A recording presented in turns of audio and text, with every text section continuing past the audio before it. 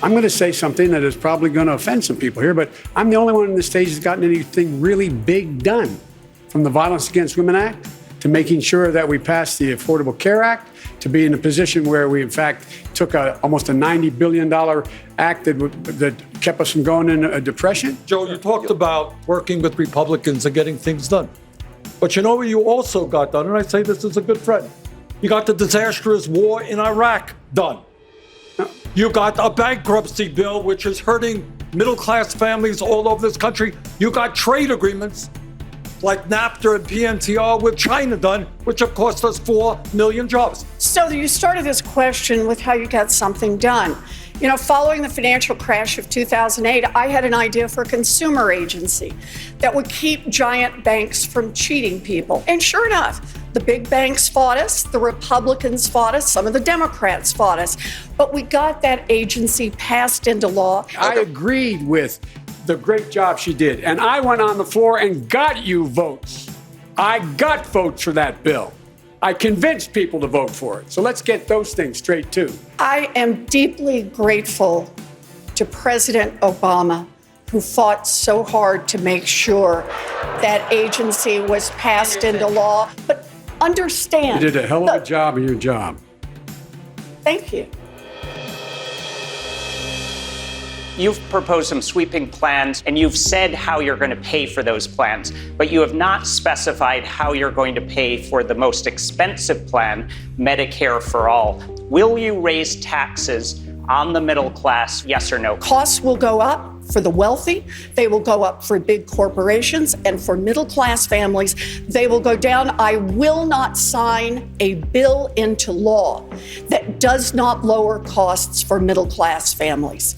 A yes or no question that didn't get a yes or no answer.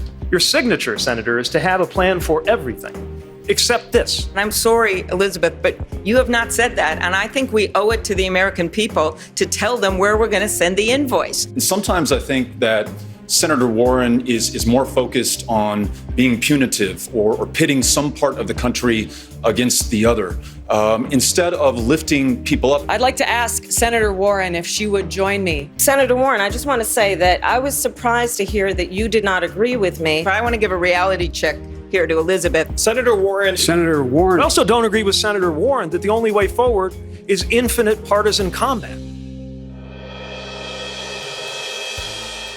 Senator Sanders, is the goal of your plan to tax billionaires out of existence? We cannot afford to continue this level of income and wealth inequality, and we cannot afford a billionaire class whose greed and corruption has been at war with the working families of this country for 45 years.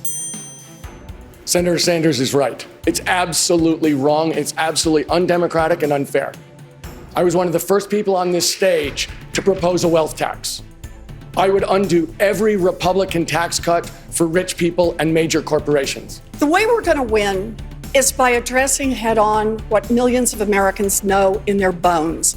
And that is that the wealthy and the well-connected have captured our democracy, and they're making it work for themselves and leaving everyone else behind. No one on this stage wants to protect billionaires. Not even the billionaire wants to protect billionaires.